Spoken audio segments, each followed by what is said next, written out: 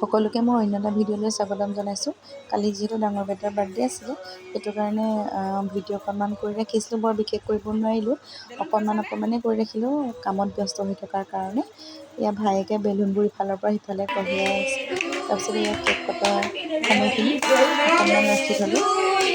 তেনেকৈ ভিডিঅ' কৰা নহ'লে বাৰু, কেক কটা সময়খিনি অকণমান চাই লওকচোন।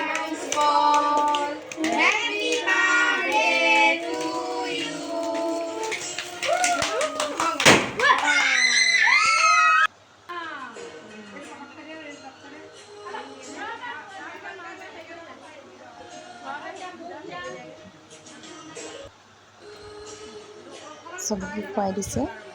তাৰ লগৰ ল'ৰাও আহিছিলে। তাৰপিছত এয়া ভাত সাজত আছিলে এয়া মাংস, তাৰপিছতে এয়া বেঙেনা আৰু মাছৰ মূৰেদি জ্বলা ভাজি এখন লাগেই।